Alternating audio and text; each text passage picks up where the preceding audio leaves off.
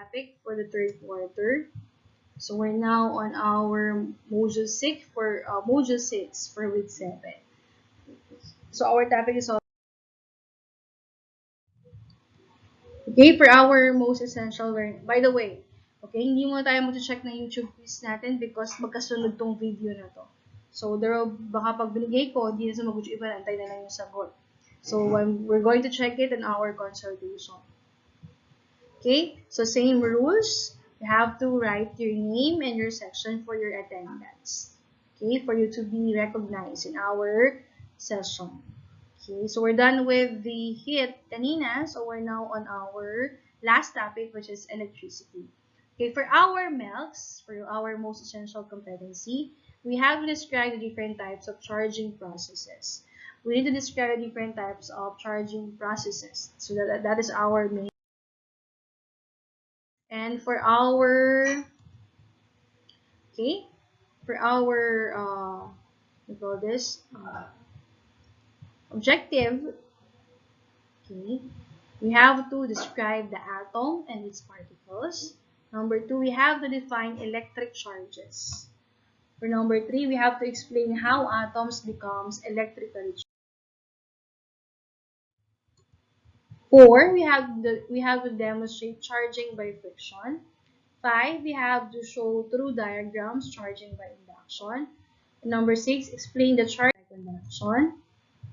Okay, so let's have a short recall first. So we have to decode the following words.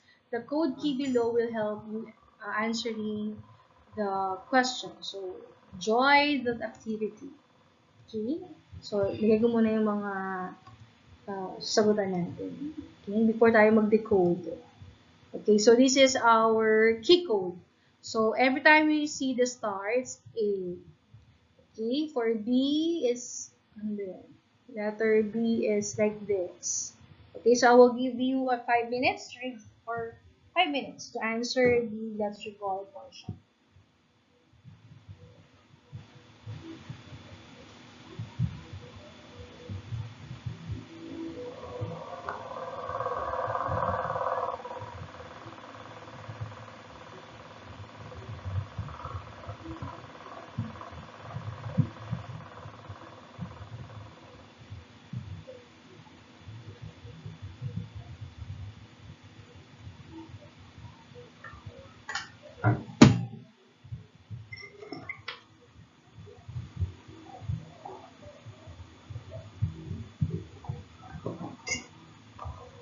Okay, so let's reveal now answer. For number 1, our hidden word is atom. Okay. For number 2, it is proton. For number 3, it is electron. For number 4, it is neutron. And for number 5, it is charge. So these are the common terms that we will encounter as we discuss our lesson along the way.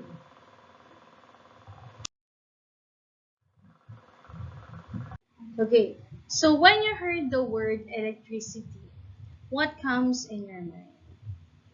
Okay, so since kayo ay anime lover, I know maisip si Pikachu. Okay, or since alam ko na mataas ang bill natin ngayon because of the quarantine extension, MGCQ and other quarantine way back before on March, so pwede natin maisip si Meralco kasi electricity, bill. Or, we can think about the lightning. Okay, lightning is kidlat because lightning is a form of electricity, natural electricity. Okay, so these are the common, I guess, the common term or idea that comes up in our mind every time we heard the word electricity. Okay, electricity is the form of electrical energy. Okay, kaya meron tayong mga sabit-sabit dyan. Okay, so nagkakaroon ng electrical energy if there is a flow of electricity.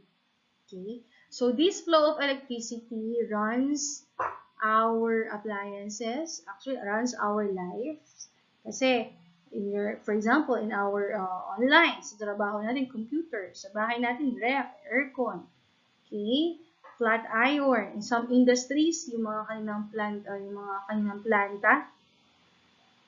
okay? So, pinapatakbo yan ng electricity. So, electricity is a type of electrical energy. So, nagkakaroon lang ng energy if there is a flow of electricity. Okay? Flow of charge. Current. There's a flow of current, so therefore nagkakaroon tayo ng electrical energy. Now, let's define electricity. When we say electricity is an electrical property of matter that creates force between two objects. Okay, so if the two objects have this have the same charge, ang tendency niyan is to repel. And then if it's opposite, ang tendency niyan to attract. Mamaya i-discuss natin yan. Okay, so when we say electricity is electrical property of matter that creates force between two objects. Okay, next, where electricity originated? Saan ba galing yung electricity? So, our electricity or the electricity originated from atom. Okay, because when we define atom is the basic unit of matter. So, ibig sabihin lahat ng matter binubuo ni atom. And these atoms have subatomic particles. Okay, if you can see in the picture here, this is an example of lithium atom, wherein yung yellow, it is the proton, which is the positive charge, and the proton lies in the center, the nucleus of the atom. Nasa nucleus siya. Okay, and we have also the neutron. So neutron has no charge, so katabi niya si attached to the proton. Okay, when we say kasi neutron has no charge in the sense that it has equal amount of proton and equal amount of electron. Or kaya nagkakaroon tayo ng neutron or no charge kasi kung ilan ang positive charge natin, ganoon din yung negative charge natin. So therefore, wala siyang charge at all. And you have the electron, which is the negative charge. Okay? The electron lies outside the shell ni atom. So, kaya nga ang electron in electricity, ang nag-move lang, ang transfer lang ay si electron. Always remember that. Kasi si proton, hindi siya pwedeng mag-transfer because protons are attached at the nucleus of the atom. Okay, so proton was discovered by Ernest Rutherford during 1920. Okay, Ernest Rutherford is the one who discovered proton in the year of 1920. And neutron, okay, was discovered by James Chadwick in 1932. The other way around, the electron, which is a negative charge, was discovered by Joseph John Thomson or J.J. Thomson in the year of 1897. Okay, let's move.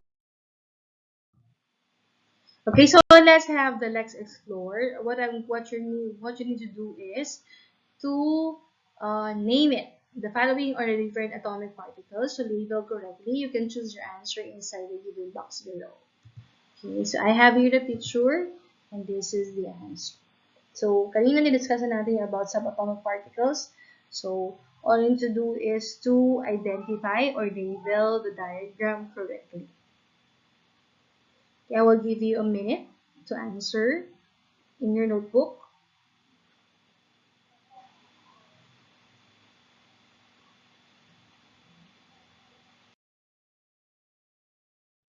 So, let's check your answer. Okay, so yung outside, yung nasa labas, is the electron. Always remember that electron are the one who transfer from one material to another because sila yung nasa labas ng shell. Okay. Number 2 is neutron. Okay, very good. This one is the nucleus. The nucleus is the center part of the atom. Proton is the positive charge, and electron is the negative charge. Okay? And this one is referred to as the orbit. Okay, so that is the correct answer for our activity. Now, how do object charge? Bakit nga ba nagkakaroon ng charge ang isang object? Okay, Object charge, if it lose electrons, kapag nag-lose siya or nagbigay siya ng electrons, it will become positively charged. Kapag naman nag-gain, kumuha siya ng electrons from other materials, it will become a negatively charged. Okay? If the substance do not gain or do not lose electrons, it is known as neutral. They are neutrally charged. So that is how an object gets charged. Okay, I repeat. Kapag nag-lose ng electrons, it is positively charged. Pag nag-gain ng electrons, it is negatively charged. Kapag walang pagbabago, same amount of protons and neutrons, so therefore it is neutral. Neutrally charged. Okay, let's count the positive and negative charge in the picture. So write the positive and negative charge or no charge on each item. Okay, no charge can be written as neutral. Okay, so yung charge depends on the number of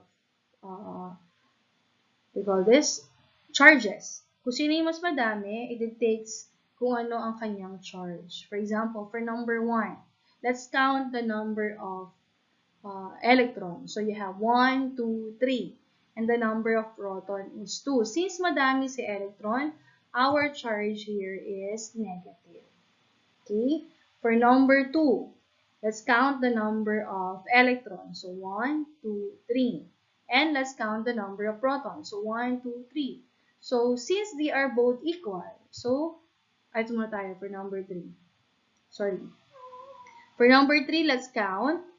Ang ating electron is 1, 2, 3, 4.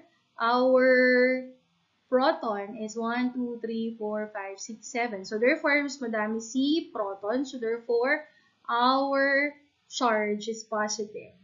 Okay. For number 5, let's count the electrons. So 1, 2, 3, 4, 5, 6, 7, 8, 9. So for our proton, 2, 4, 6, 8, 9. So therefore, it is neutral. Neutral because pareho yung dami ni proton at pareho yung dami ni electron. So therefore, wala siyang charge. Okay, for number 2, it is neutral because both have, proton has 3, electron are 3, so therefore, it is neutral. For number 4, let's count the electron. 1, 2, 3. And for proton, it's 5. So therefore, our charge is positive. Okay, for last number, for number 6, you have 6 electron and 4 protons. What do you think is our charge? Okay, it is a negative charge. Always remember, for us to know if kung anong charge na isang materials, bibilangin natin kung anong mas madaming charges. Kung sino mas madami, yun ang magiging charge niya. And always remember, kapag neutral, okay, since siya ay walang charge, it means it has equal number of proton and electron. Okay, let's talk about the law of conservation of charge. In law of conservation of charge, it says that charge cannot be created nor destroyed, but can transfer from one material to another. The total charge in a system must be remain the same or constant. Okay, sabihin, ang charge daw ay hindi pwedeng destroy. Hindi rin siya pwedeng i-create. Pwede pa rin siyang mag-transfer from one material to another. Kaya nagkakaroon tayo ng 3 ways on how to charge certain material. Okay? So, the total charge of the system must remain the same or inconstant. That is the reason why kapag may isang pag ang tao ay, o sa tao ay electrocuted or nakuryente siya. Okay? So, normally kasi nangyayari, we heard also the news, di ba? Na yung, for example, may nakuryente at sinagip nung isa, ang sumagip or hinawakan siya nung isa niyang kamag-anak. Ang mas critical is yung sumagip. Makakaligtas yung nakuryente. Because remember that in law of conservation of charge, the charge cannot be created nor destroyed. Okay? Pwede siyang mag-transfer from one material to another. Okay? Kaya kapag may nakukuryente, ang hawakan lang lagi natin is yung air. Kasi ito ay neutral, walang charge. Okay? So, yun yung pinaka-best part ng katawan ng tao na hawakan nyo kapag nakukuryente. Okay? So, always remember that one. Kaya, sometimes, yung kuryente, kapag liligtas siya ng isang tao, Okay, na wala namang alam sa electricity or the law of conservation of charge, ang tendency, ang mapapahamak yung lumigtas. Okay, kasi nga, remember, the law of conservation of charge says that the charge cannot be created nor destroyed. Hindi siya pwedeng ma-destroy, but it can transfer from one material to another materials. Our body has its natural charges. We have charges in our body. We have ions in our body. Kaya kapag kayo ay nadadiarrhea, we lost some of our electrolytes. So kapag nagkaroon kayo during diarrhea or severe diarrhea, nawawalan tayo ng electrolytes, ng ions sa katawan. So ang tendency para nag-dehydrate tayo. So kung na-dehydrate, mahihirapan na mag-pump na, mahihirapan intersystem natin to plant, or mahirapan yung intercirculation natin to be normalized. So, kailangan natin mag-drink ng water or any ionic, what do you call this? Beverages, katulad ng Pocari Sweat, kasi meron siyang ions. Pang-replace yun ng dextrose. And we can also take, what do you call this? Other one. Gatorade, kasi meron siyang pang-replace ng ions. Okay? So, these are the law of conservation of charge. Okay? So, law of charge, we all know already kapag law sa charge, sabi natin, both charge and tendency niyan is to push each other away or they will repel each other. Kapag parehong charge, they will repel. Parang magnet yan. Kapag parehong north, hindi talaga sila mag-a-attract. Kahit anong pilit mo, hindi mo sila magdidikit. Kasi, they both have the same charges. So, ang tendency niyan is to push each other away or repel each other. While, those opposite charge, ang tendency niyan is to attract to each other. Okay? Now, I have here example. Example of this one is the static electricity. Okay? So, I know you're familiar with the Van de Graaff. During science or during our tour, kapag nag-tour kayo sa mga science experiment, merong malaking bolang metal ball. Kapag hinawakan nyo, tataas yung buhok. Okay? So, there are explanation behind that. And you have here, nirub niya yung balloon, and then later on, you will see yung water, yan. Okay? Yung water parang didikit sa kanya. Wants to attract also. Same thing with the balloon here. You rub dun sa aso, and then, look at the paper. You rub sa aso, and then what happened? Okay, so, na-float niya yung piece of, plastic or paper. Okay? So, that is static electricity. So, let's explain the Van de Graaff generator. So, most of the Van de Graaff generators builds a positive electric charge on their domes. So, ito yung domes. Okay? So, the Van de Graaff are the one who generate positive electric charge. Okay? If our hair is neutral, so when we say neutral, equal ang positive and negative charge natin. So, pag inon yan, so ang tendency ng hair natin is to stand up. Bakit? Kasi nga, since our hair is neutral, okay, sabi natin, di ba, both charge will repel. Nag-repel kasi yung positive charge na galing kay Van de Graaff and the positive charge on your hair. Kaya ang tendency, tumataas yung buhok. Okay, so that is how Van de Graaff generator, what do you call this? Works. Okay, next. So, static electricity ni balloon. So, this is not the Van de Graaff anymore. Okay?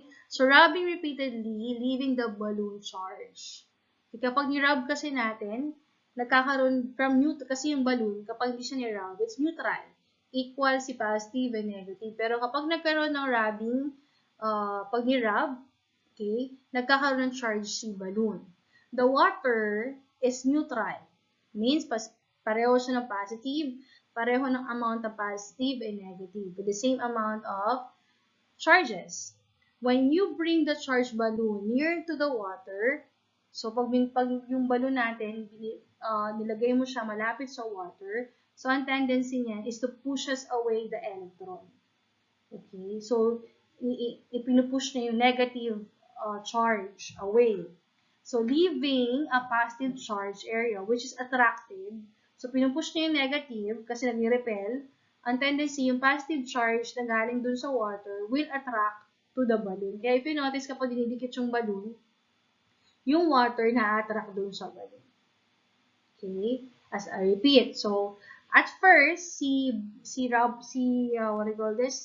balloon is neutral. I repeat. Pag sinabi natin neutral, equal ang number ni proton at number ni electron. Okay, same thing with the water. Okay, si water is also neutral. Pareho yung number ng proton and number ng electron. Okay, now, since nagkaroon ng rubbing, yung balloon ngayon, magkakaroon ng charge. So, kapag nilapit natin siya kay water, since it's neutral, ang tendency, yung balloon, itutulak niya lahat, kasi nga, sabi natin, opposite charge, repel. So, yung negative charge na nandun sa water, itutulak niya. So, ang matitira is yung positive. So, ang tendency ni positive, yung proton, mag-react siya with the negative charge ni balloon. So, kaya nagkakaroon ng some of the negative charge of the balloon or the electron ng balloon. So, kaya nagkakaroon ng attraction between water and balloon. Another, okay? So, the static electricity naman happens dun sa pag-rub naman yung balloon sa wool. So, rubbing the balloon, against the hair or wool causes electrons to move from the hair of the wool to the balloon. So, pag i-rub mo yon, yung balloon doon sa wool ng aso, ang tendency, yung electron na galing doon sa aso will move to the balloon.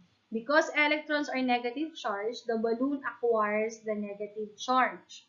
So, since napunta na lahat ng negative charge sa kanya, so yung balloon is negative charge na. So, the balloons become negative charge are attracted now to the positive charge in the can. And so, you can also roll towards the balloon. So, this one is different, okay? Hindi pala ito yung can.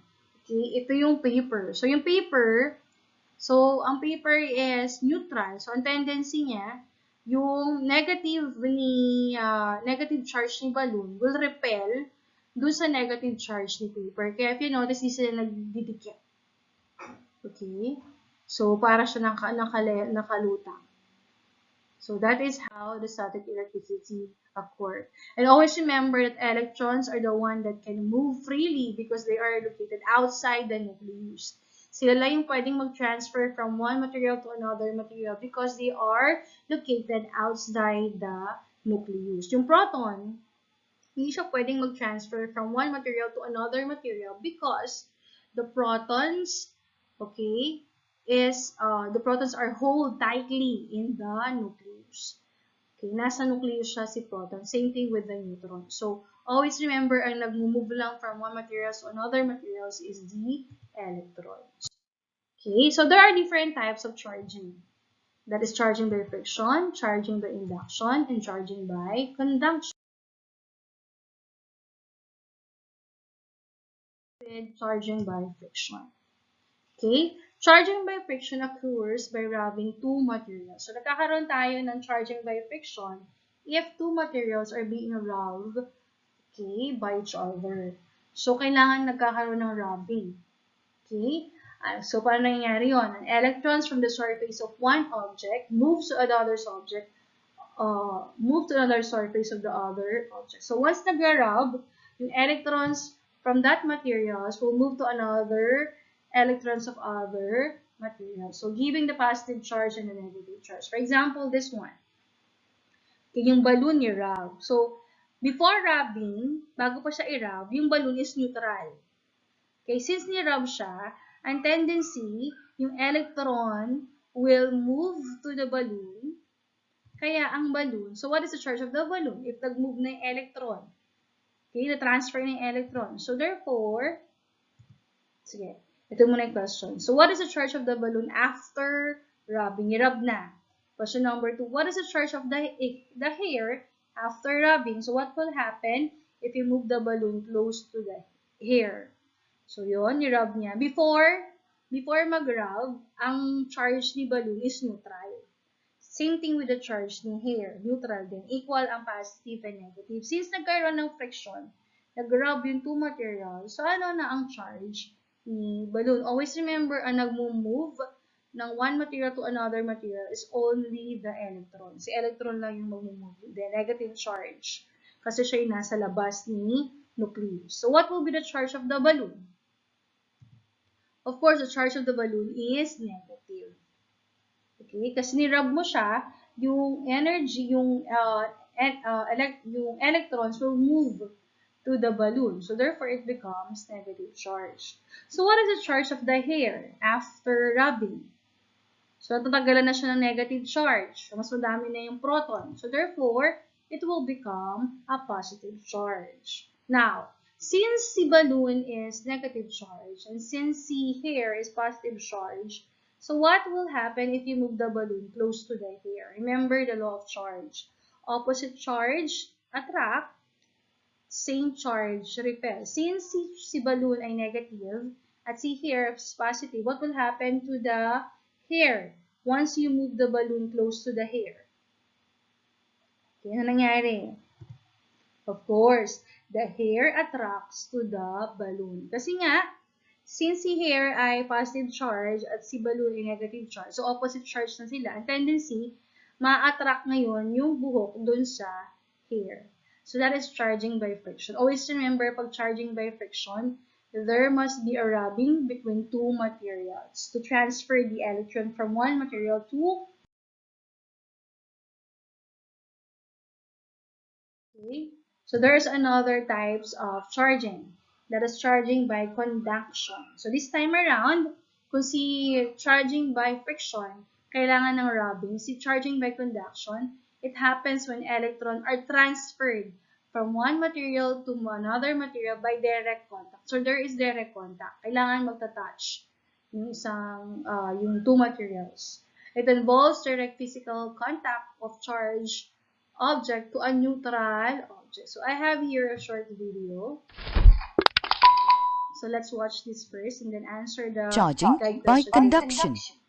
Bodies can be charged by contact. That is, by the method of conduction. By conduction, the body acquires the same charge as on the charging body. Charging a body by conduction can be understood by doing the following activity. Charging a paper cylinder by conduction. Make a paper cylinder by rolling a strip of paper on a pencil and then gently pulling out the pencil. Suspend the paper cylinder by a thread tied to its center. Now, touch the paper cylinder with a glass rod rubbed with silk so it has a positive charge. Remove the glass rod and then again bring it near the paper cylinder. What happens? The paper cylinder is repelled by the positively charged glass rod. Next, bring an ebonite rod rubbed with flannel, negatively charged, near the paper cylinder. What happens this time? We can see that the paper cylinder is attracted by the ebonite rod. This means that the paper cylinder has acquired a positive charge. That is, the same charge as on the glass rod due to conduction. So, it repels with positively charged glass rod and attracts with negatively charged ebonite rod. Okay. So, in our experiment, so nagawa tayo ng cylinder paper. So, yung cylinder paper, ni-roll natin, so yung paper, ni-roll natin sa what do you call it, pencil. And then, ang ni-roll natin, nakabuo tayo ng cylinder paper. So, what you need to do is to tie it at the middle at hang. Now, so meron tayong dalawang external material na ginamit. So, this external material yung ginamit natin is the glass rod. Yung glass rod, nirub siya. There's direct contact dun sa rod and sa silk. Okay? So, nung nirub siya, dinikit ngayon siya dun. So, anong charge nun? So, what is the charge? Okay, let's start with this question first. What is the charge of the balloon after putting the paper? Di ba yung balloon kasi, ba't balloon to?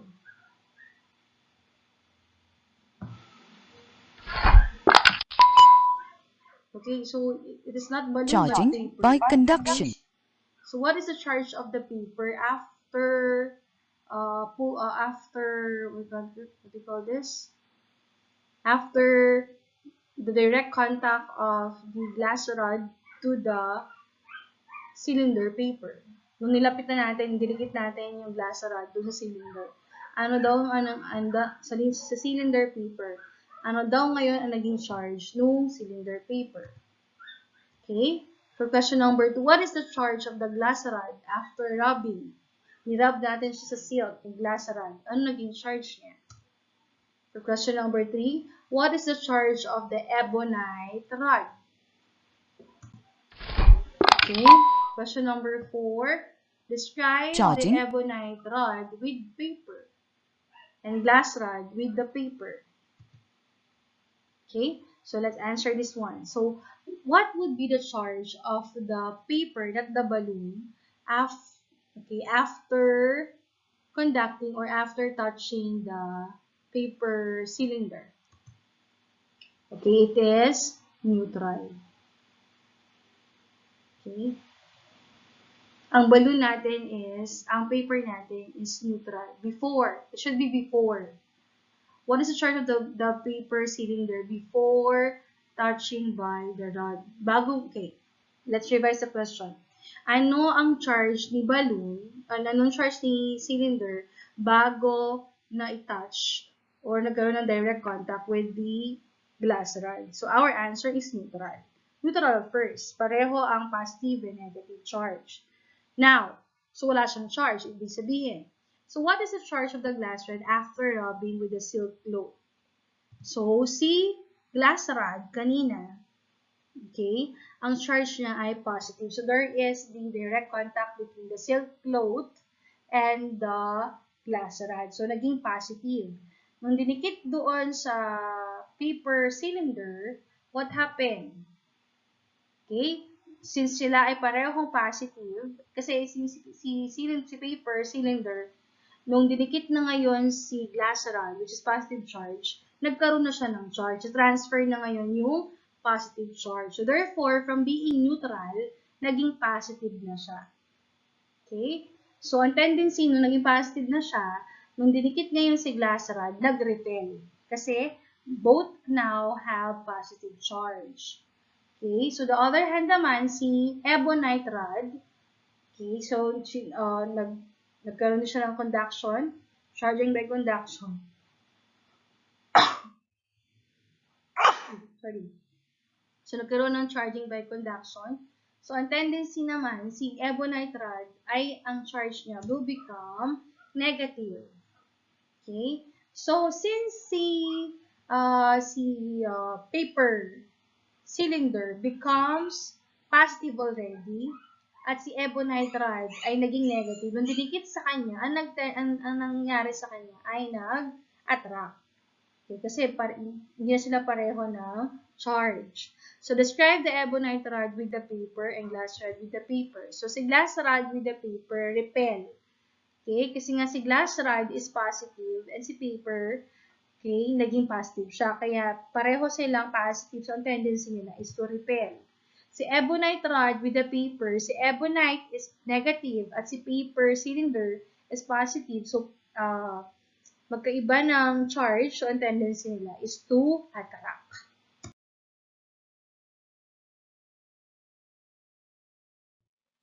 Now, the last type of charging by induction. Charging by induction is the process in which the object gets the charged object without direct contact. It is opposite of conduction. Kasi conduction, there must be direct contact between two materials. Si induction, wala dapat contact. Hindi sila dapat magdikit. Okay? So I have here the negative charge rod, and this one is the ball. Okay? So, since ito ay negative charge, madaming negative, nung nilapit natin siya dun sa ball, ang tendency, yung mga negative charge, napunta dun sa other sides.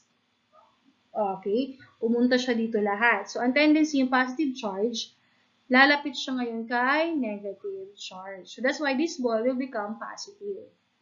Okay? So, what happened if you put the negative charge rod near the ball?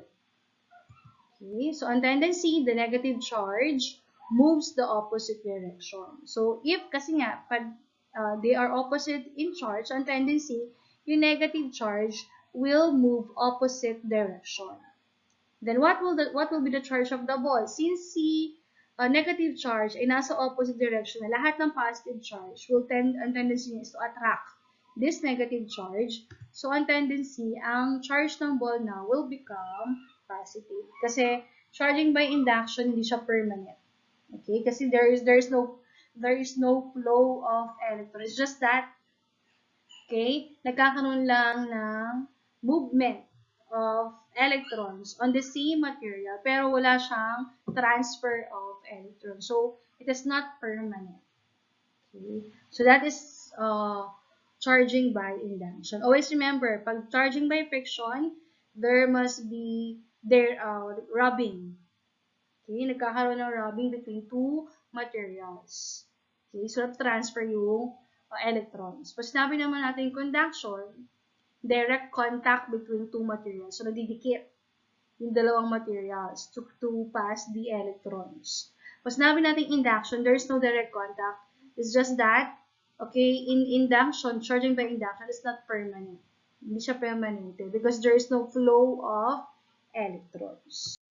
Okay, so for YouTube quiz, identify what is being asked in the following sentence. Write your answer in the space provided. So, we're going to identify what is being asked in each number. For number 1, what do you call the center of an atom? Number 2, it is the smallest unit of matter. Number 3 is created when electrons are transferred or removed from the object. Number 4, it binds with proton inside the nucleus. Okay, number 5, known as corpuscles. Number 6, he discovered the proton in 1920. Number 7, positively charged particles inside the nucleus. Number 8, he discovered electrons in 1897. Number 9, uncharged particle found within all atomic nuclei. And number 10, he discovered Newton in. Okay, so for our, again, another YouTube quiz. So that is modified true or false. So we're going to write true if the statement is correct and false if it's not. Okay, so read. So charging means gaining or losing proton. Is it true or false? Number 2, matters can be charged with the 3 ways. True or false? Number 3, the process of charging the uncharged object by bringing another charged object near to it but not touching it is called charging by friction. Number 4, the method of charging but not touching the uncharged object by getting another charged object close is called charging by induction.